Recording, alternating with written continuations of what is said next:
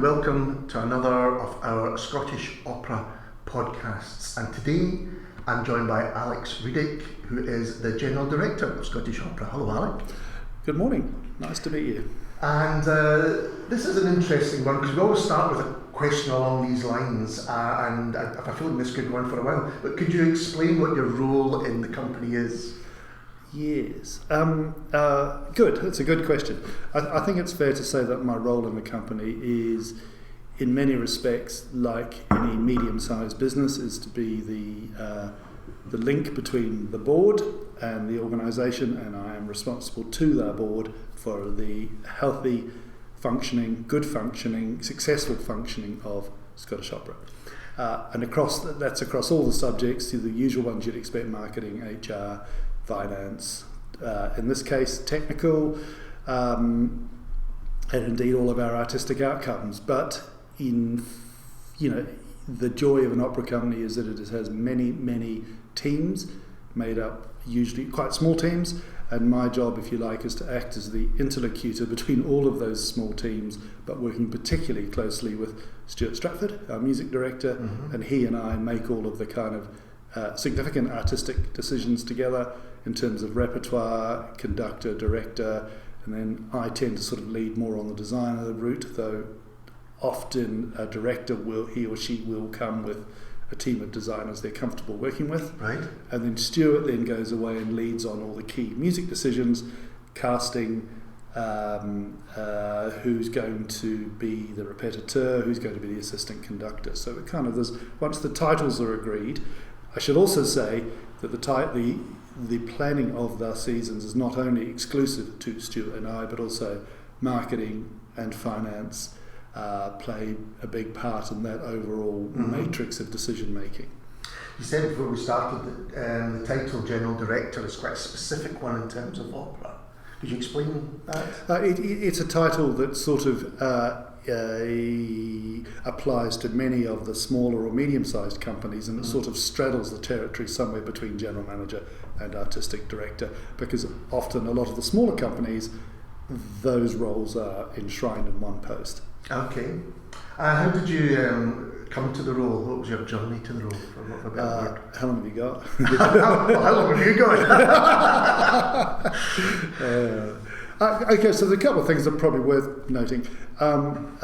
When I was at university in Wellington, I was at Victoria University in Wellington in New Zealand, and in fact, in the way of many students, I had various part-time jobs, one of which, the biggest one in fact, was working as a stagehand in the Opera House in Wellington, what was known as the State Opera House, because it was supported by state insurance. So I used to do a lot of casual work for New Zealand Opera when it came through, and therein began the fascination, not so much with working on stage, but with that particular art form. A number of years later, I was engaged to be the technical director of New Zealand Opera. Right. And about a year later, it went bust. Ah, okay. Now, worth noting that the key reason, in my view, that it went bust was because it hadn't paid enough attention to what the audience wanted to see and hear. So at the time, I never realised I was learning that, but obviously by osmosis, etc. Fast forward a goodly number of years in which I had a lot of portfolio career, a lot of, particularly ending up as the sort of chief executive of the New Zealand Festival in Wellington. If you've got time, I'm going to tell you how I got there. I was working for the Edinburgh Festival, 1990 Edinburgh Festival. I was working for Bill Burdett Coots at the Assembly Rooms as part of the festival, sitting in my office, and a fellow Kiwi called it'll come to me. Okay, a fellow Kiwi walked past and said, what are you doing here? And I said, what are you doing here? Kieran Goodwin. And he and I had toured with the New Zealand Ballet a number of years ago when I was stage manager, so this would be in the mid-80s. And it transpired he was working for the New Zealand Festival, which had, in its sort of nascent early start-up days, and they had, within a very short space of time, ended up in quite a complicated financial mess. So Kieran said, it transpires he was the number 2 of the New Zealand Festival. And he said, isn't it time you came back? There's a job at New Zealand Festival for a technical director. I think you should come back. Oh, no, I'm here, I'm happy, I'm at him. I don't want to go back to New Zealand. All right, okay. Anyway, a couple of days later, the phone rang, and it was Christopher Doig, who was not only the boss of the New Zealand Festival, but also had a very, very big career as a Hilton tenor. So both in Australia and in Europe, and and a real force of nature. Alex, it's Christopher Doig here. Your nation needs you. It's time you came back. You got the call. Right, okay. So anyway, went back, and over the years from 1991 through to 2002, I was kind of had a peripatetic career with the New Zealand Festival, culminating in the presentation of the Edinburgh Military Tattoo, which first ever outing from Edinburgh was in Wellington in 2000 at the turn of the millennium. Anyway, the long and the short of it was that by the time I'd finished at the New Zealand Festival as their chief exec, the festival was in a good position financially, and it kind of, it had established itself properly, and indeed the tattoo had provided a war chest that enabled all sorts of other much less popular shows to be presented. Worth noting in New Zealand that there is very little public subsidy for the performing arts. Okay. So sponsorship, fundraising, commercial activity all forms part of the matrix. I was in 2002, I had a call to make myself available to New Zealand Opera as their General Director. They having gone bust, as I said earlier, they reformed through a series of pro-am companies, and in the end the Arts Council said is their will and motivation to reform a professional entity. They had reformed, and within 2 years had already accumulated, this is 1999 to 2001, reformed in 99, by 2001 had already accumulated a lot of debt again. Right, okay. So the board said, listen, we can't let history repeat itself. They found a new chair who had indeed been my chair at the New Zealand Festival, and Sir David said he would only take the role on if I would be General Director. So long story short, I became General Director of New Zealand Opera, and happily and luckily within a very short space of time. In fact, the first production we did there was A Marriage of Figaro, which was so successful that we had to put extra performances on. So, brilliant, clear the debt. Right. I'm thinking, crikey, this is easy. I've only ever thought that thought once. And we thought this. Anyway, long story short, after 4 years at New Zealand Opera, I'd kind of realised, hitherto coming here, I'd realised that the piece of work that I could do for them had been done, and that it needed someone slightly different to take it to its next place.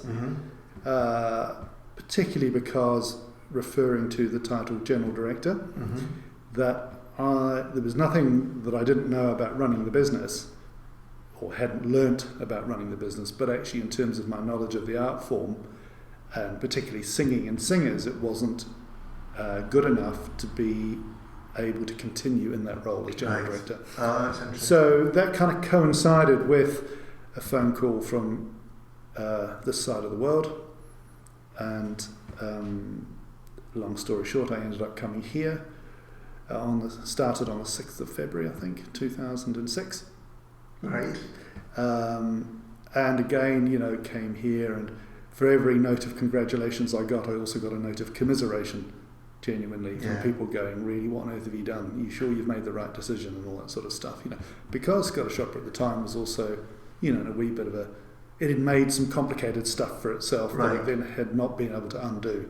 Okay. And that led to the government deciding that the only way to clear one particular problem, which was a significant accumulated debt, was to stop the company activity for a period of time, 14 months, use incoming funds to repay the debt, and then start again. And so I was engaged at that point of starting again. Yep. Before we move on to your time at Scottish Opera, I'm fascinated by what was it about that particular Marriage of Figaro, do you think, that made it so popular in New Zealand? After having all the problems that you explained before? Yeah, I think the thing that, there'd been no Mozart done for some time. Right. Secondly, it was I'd asked a very talented and successful theatre director, Colin McColl, to take a look at this title, and we'd also done it in partnership. The costumes were designed by Trelise Cooper, a New Zealand fashion designer. Right. And we included in the foyers a series of fashion shows and during the interval and before the show, and you think it all sounds a bit cheesy, but somewhere in the zeitgeist all of these factors came together. Figaro is a long opera but well directed. It skips along, really lovely cast, beautiful production, and just the vibe was high. Right. And that's just so the thing. Bringing all these different aspects in as well. Yeah. But I mean, the joy and the peril of showbiz that it only works when the vibe's high. Yeah. And there is no way of articulating it beyond that. Okay. It's just the vibe's got to be high. Yeah. So I hinted at it a little bit there, but what challenges did you face when you started all those years ago? Yeah, all those years ago. Yeah, 14 years ago. Yeah. I know, my word. Who'd have thought? I mean, I think the major challenges were essentially that morale was quite low. Right. I think, obviously, a goodly number of people had been made redundant. I think from my perspective, the industrial framework was old-fashioned and I think needed to be thought through. And I think that to an extent we'd kind of broken our covenant with the audience, right. Which sounds incredibly pretentious. It's not meant to be. It's just that somewhere along the way I believe we hadn't been doing good enough work consistently, and also that our dressing up box of repertoire had gone down a particular route that hadn't necessarily always appealed to all of our audiences, yes. Plural. And so what I set about doing was essentially rebuilding the dressing up box. In other words, that we made sure we had some more Mozart, that we happily were able to engage David Vickers to make a new Traviata for us, which proved to be incredibly popular. Sir Thomas Allen was introduced to me, and he's, as you know, made 4 productions for Scottish opera. Barber of Seville, Marriage of Figaro, Magic Flute, and of course Don Giovanni. 3 of which have been revived with us, again, even more successfully, and the 4th one will be any minute now without telling you exactly when.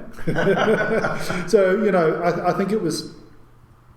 I think I had a determination to re-engage with the audience through the repertoire. Right. Secondly, to re-engage with the audience through the quality of, in inverted commas, and I have, not everyone agrees with my choice of phrase, but through the quality of our storytelling. Yeah. And it's easy to think that might appear reductivist.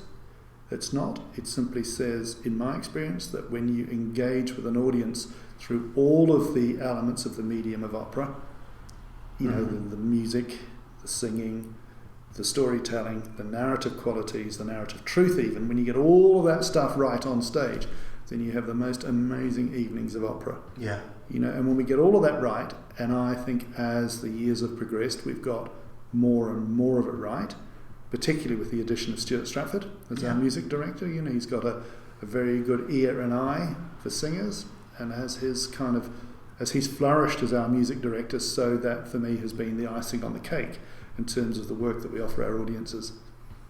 So in terms of when you began and with those challenges, that seems like a difficult thing to begin with, because I take it, or maybe you can, because as you say, there was always like a blank slate. You'd had this time period where the opera wasn't running, but do you take it slowly, or you decide, no, this needs to be done quickly?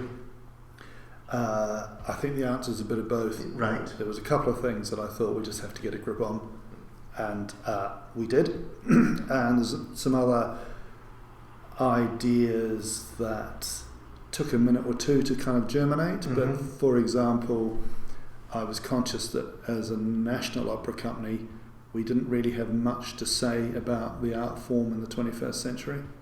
Okay. And I felt that it was really important that as an opera company, that actually we did our best to represent that part of the ecology. it was pretty clear when I started that we had been, we'd been in lots of dialogue with potential librettists and composers, but we'd not ever really found a mechanism to take it forward. And based on my experiences in New Zealand, both with the festival and the opera company, I realised that you don't have to bet the family farm on a full-length 3-act, big chorus, big orchestra. Right. You could imagine it much more lighter of touch, and also conscious that if you, as a person, as a creative, new to opera, it's quite a lot more of a technical exercise than you think to be able to write a full-length work. And so, long story short, came up with the notion of 515, which was to bring together 5 creative teams, each of whom was commissioned to write a short opera. Yeah. So it's the first time, I think, in a very long time that, certainly in the UK, that anyone had prescribed what the outcome might be, or what the forces involved in that outcome might be. So we prescribed 15-ish minutes, 15 players or so from the orchestra, in other words, a sort of section principal or chamber band, I suppose, and then a coterie of 8 singers, 2 of each voice type-ish, that could be drawn on to populate each of the 5 operas. Right. And we presented all of that in one evening. And somewhat to my surprise, it worked. Worked amazingly well. I mean, and indeed, the other little lucky thing that happened was that I fell into conversation with the late David McClellan, the proprietor of Play Pie in a Pint. Yes, yes. Yeah, very fine man. And through a haze at a party, he introduced me to the notion of Oranmore. Yeah. And so our first year of 515 they had their world premieres at Oranmore. And you might think, but actually the truth of it is it was the most perfectly sized venue for the scale of endeavour. And so we had sold out performances there and at the Hub in Edinburgh, and a year or two later at the Alf Winston Hall at Aberdeen University. So over 3 years we presented 15 15-minute operas, each of which effectively sold out. Yeah. And so we also gave a lot of, we kind of created an outlet for an awful lot of incredibly intrepid Scottish opera activity. So at this point, the company is growing again because you've got more of these ideas going on. And was that where the idea of taking the opera to different places and different spaces kind of began, which you now do? No, in fairness, the Scottish Opera has been performing up and down the highways and byways of Scotland for well over 30 years. Right. But it was something that I introduced at New Zealand Opera because I had already been at Scottish Opera in another life. And when I was sitting in my office at New Zealand Opera in my first week or two, I thought to myself, we perform in Auckland and Wellington, but we're actually called New Zealand Opera. Yeah. And and I know that's a little bit kind of whatever, but I just thought to myself, hang on a minute, we need to do more. The other joy of New Zealand is that it has about 10 or so 1,000-seat opera houses, which are distributed around the nation, which are a sort of an outcome of the sort of civic pride and prosperity of the late 19th into the early 20th century, both the gold rush and the kind of export of farm produce, etc. A lot of rural prosperity and pride. So I realised that we could maybe begin to visit many of those venues around New Zealand again. So we created a small ensemble, did a production of Cousy, and that went off and had a marvellous time and did really well. And to an extent, that's still going on to this day. But however, that was a model I'd inherited from Scottish Opera. Right. And the thing I'm just going to show you this. The thing I believe in most of all is the notion of being Scottish opera, and that's why in pretty much all of our publications, CD opening the book, we have a map of Scotland, and in this current season, 1920, it identifies 53 communities that we go and visit. Yeah, from Aberdeen to Ullapool. Indeed, and for me, that's the thing that distinguishes us. It's one of 4 kind of what I would describe as strands of DNA that distinguish us from any other opera company in the world. Okay. Actually, and it goes like this. So, bear with me. Yes. And feel free to edit it out. But it goes like this. It goes kind of, first of all, our first strand of DNA is our commitment not only to work of a scale, in other words, as the composer intended it, with all, the orchestra, the chorus, singers and all the wobbly bits of scenery and lighting and all the other drama that goes on stage. We do that in Glasgow in our home theatre, and then, unlike many companies, we then tour it to Edinburgh, Aberdeen and Inverness. Okay. Second strand of DNA is our commitment to the reach of the rest of Scotland. Yeah. So that gets us, we've got a gene pool of about 110 smaller venues around Scotland that we could perform in. So we try to get to about 35 a year with our opera highlights. We've added, a number of years ago, we added a converted scenery trailer, which we converted into a mini version of the Theatre Royal.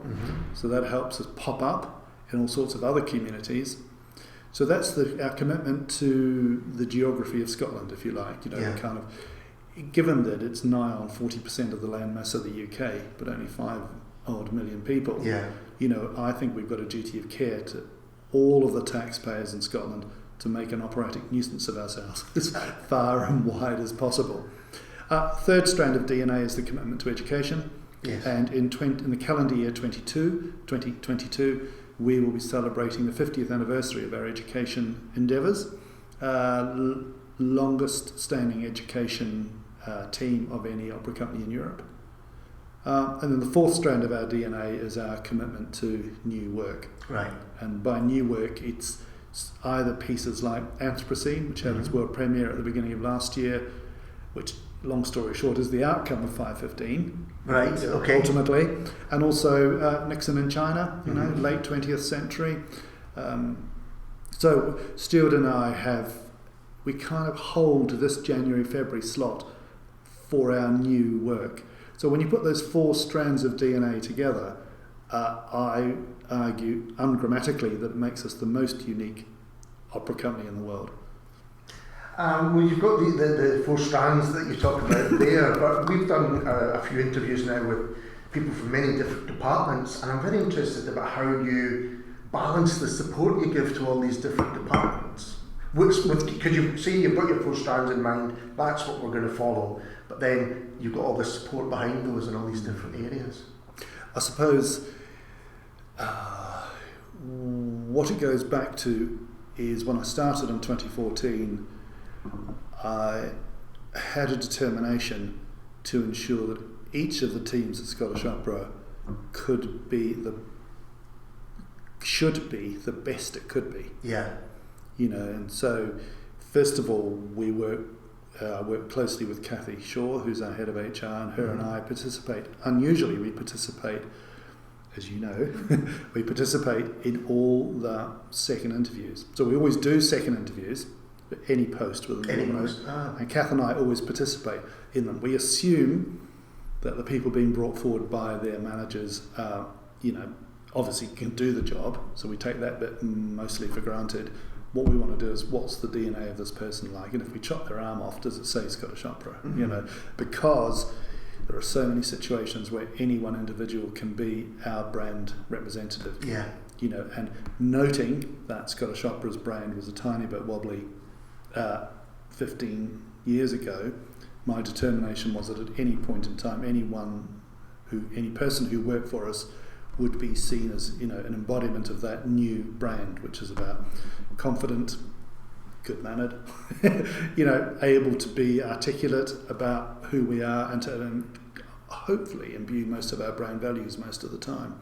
And, that's mainly about standards and excellence. Yeah, and it makes complete sense. If you want to be the best on stage, then you really want the best behind the stage in every single way. And it's certainly, there are plenty of examples in other lives where the 43rd stagehand has been mischievous and then the whole art has suffered. That's fascinating. I'm not down on stagehands. No. Don't worry about that.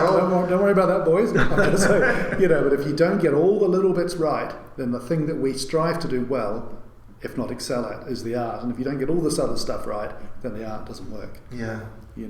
And so, for example, we now run a really, very high quality scenery building team, led by Ed and his joiners.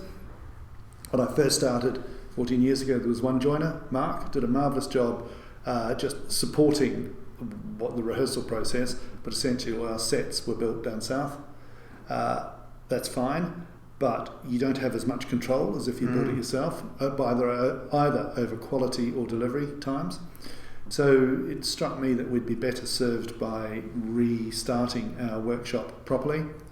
And I was lucky that a very good friend of mine, Martin Streeter, who is a wonderful scenery builder, particularly with timber, came in and set the template for the workshop.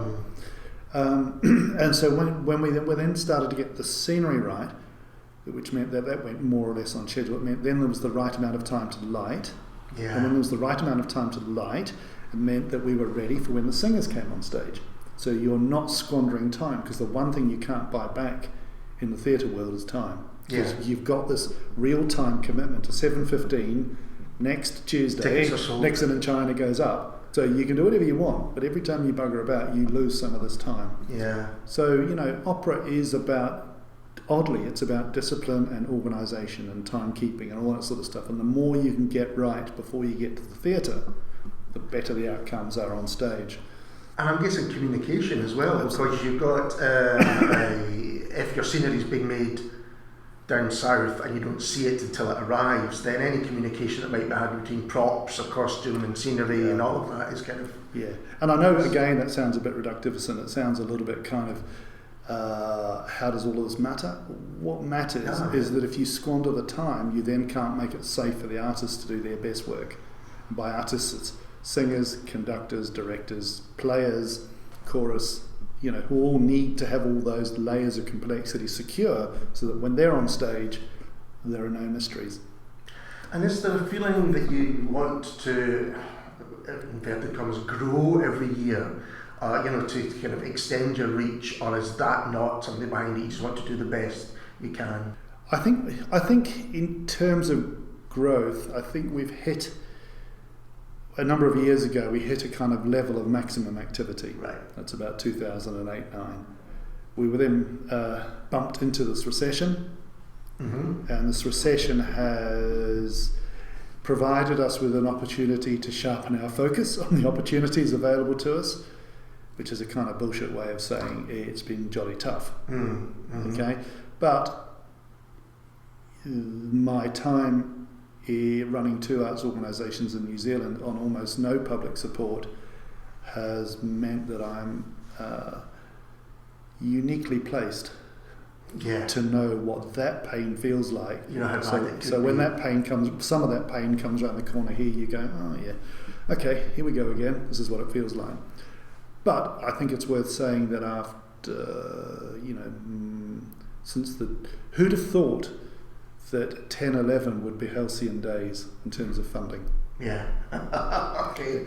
Who'd have thought that, and where we are now, it's jolly tough. And it's, it's an open, we're quite open about the fact that our funding from our core fund of the Scottish Government has diminished over the years, both in terms of quantum and indeed the impact of standstill funding. In itself, that's life. We've for a long time done incredibly well with our fundraising, been very energised, and to a large extent we do, with our fundraising we do incredibly well, across Scotland, and our box office sales are as strong as ever. Sure. But there comes a point when the aggregation of all of the diminutions, try spelling all that, the aggregation of all the diminutions means that we're due another round of slightly more complex and difficult decisions. Sure. So I guess it's almost impossible to plan too far ahead, because every year or every season will be a different challenge that'll come. Yeah, it's a different season. Every season is different in itself. The challenges are slightly different. However, in terms of not giving up, one of the things we do a lot of work on is our co-productions and our making partnerships. So, for example, when Gondoliers comes along in a few months' time, that'll be the third iteration of our partnership with D'Oyly Carte, and so they become co-investors in the work we do, and this time we're also being joined by the State Opera of South Australia, so the production has longer life. So we all get a bit more money, it goes in the pot. So, say it costs us £1 to make the show, and if we've got a partner who puts in 50p, that either gives you £1.50, or in our case it gives us about £1.10. So we then take a bit of a saving, but both parties get quite a good show. We've also had an interesting partnership with Opera Ventures, which is the charity run by John Barry, founded and run by John Barry, formerly of English National Opera.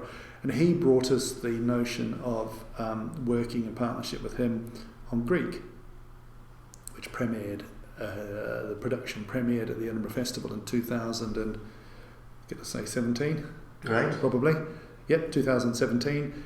And that partnership enabled us to do an extra opera, Greek, that we would not have been able to do ourselves. Right. And then went on to perform at the Brooklyn Academy of Music in New York. So, fast forward a few minutes, and last Edinburgh Festival, working with Opera Ventures and 3 other co-producers, we presented Breaking the Waves, the Edinburgh International Festival.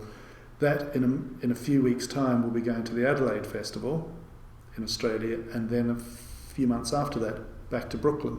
And those partnerships were so easy to secure because of the reputation of our work of Greek in Brooklyn. Right. So obviously you still stand and fall and rise on the quality of your work at any moment in time, but the notion of Opera Ventures and Scottish Opera's partnership making good work enable Breaking the Waves just to kind of be a very straightforward thing to set up.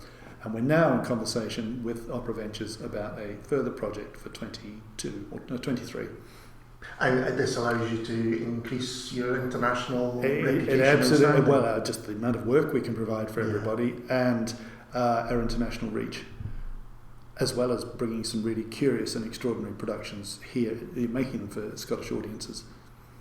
I'm not quite sure how to phrase this question. So either I'm going to say, do you have anything you consider your biggest successes, or you might rather to say what were your personal highlights of your time here? These might be 2 different things. Yeah, it's a good question. In reflecting on my time here to date, I think the thing I'm most proud of is the number of younger people we've had flow through this organisation. With our young company that we started about 11 years ago, that is a home for 14 to 21-year-olds who want to get to know a bit more about our art form. About the success of our under 26 £10 ticket, which these days those folk represent about 10% of our audience, and indeed when you look around the foyers, all of those stereotypical impressions of an opera audience just don't hold true anymore. Honestly, you look around our audience, the foyers and the audiences are made up of the full age and they absolutely spectrum, are, I would say, which I didn't expect when I came on to start reviewing them. I absolutely are. I'm really proud of our emerging artist program, which started again about 11 years ago. I think it's worth saying the reason I felt it was important to start it was that I was conscious that a goodly number of younger singers who were training in Scotland were at the time, in my view, not well enough prepared for a career in opera, and I thought it was our duty to try and ensure that as they made their inevitable migration to London and or other epicentres of opera, that they had every possible opportunity to be as fully fledged as they could be. Okay. So I think of it, I suppose, as a bit of a performance enhancement program, but it's also about life in an opera company. And we try to get rid of all the cliches. It's about hard work. It's about doing our small-scale touring, or covers, or understudies, or small roles, and just generally learning your job. So kind of a semi-hemi-demi apprenticeship in some ways. We also realised that there was a need for repetiteurs, those guys who play for rehearsals. We've also added a costume trainee to our emerging artist program, and indeed recently an associate producer. And that is a function of the growth of our international touring. I was looking for someone to help deal with the workload of touring, realised that there was no one who had opera specialisms in this area, so we thought, well, we better train them ourselves. We also have done a lot to sustain the skills within our artisan departments, particularly within joinery and costume making. So we have a costume trainee, an emerging artist costume trainee, but also there's a number of younger guys in the workshop who we've put through as much training as possible, all of which is to ensure that we're doing our bit for the sector. We're also doing our bit for the performing arts in Scotland, but we're also doing as much as we can to help ourselves. So I'm really proud of all of those young people who have come through this organisation, and I also recognise that for many younger people, jobs they're not forever jobs anymore. Yeah. And so a lot of people come through and go on and flourish with other arts organisations. I think that's marvellous. Yeah, of course. I think it's part of our duty of care to that nation, in inverted commas, to ensure that we're a really active and responsible participant in preparing people for life in the performing arts. And if I can finish just with a question which you may not be able to answer, could you say you have a highlight of in terms of performance that you can think of here? I'm prepared to go for it. I've got two highlights. Okay. One of which, three. I'm going to go for three highlights here, actually. My first highlight was David Vickers' Traviata that he made for us. It was just, Tanya McCallum design, and it was just a really gorgeously authentic, considered response to the challenges of that piece. It wasn't chocolate box, it wasn't throwaway, it was just bloody good, and the audiences completely agree with us. My second highlight was Sir Thomas Allen's Barber of Seville. Mm-hmm. For no reason, two reasons. One, I don't know, it always makes me, the opera makes me smile. His production, Tom sung all of those roles and he knows how to tell those stories. So I've always been enchanted by Sir Tom's production. Okay. And it also for me represented a slight change in direction, artistic direction for the company, right, okay. Where we brought, a piece that not everyone necessarily favours, but we brought it to the audience's attention, did it as well as we could, and the audience gave it huge thumbs up. And I think thirdly, my other really interesting, for me, the other interesting piece was a pair of pieces. One was Ghost Patrol by Stuart McRae and Louise Welsh, which led to their Devil Inside. Yeah. And I think there was a really interesting kind of visceral energy through the work that they did with the director Matthew Richardson, and the three of them found this way of telling boys' stories in a way that we don't see much of on the opera stage in the UK. Well, I think that is the perfect place to leave it. So thank you very much for talking to us, Alex. Very good. And we'll be back soon with someone else from Scottish Opera. Cheers.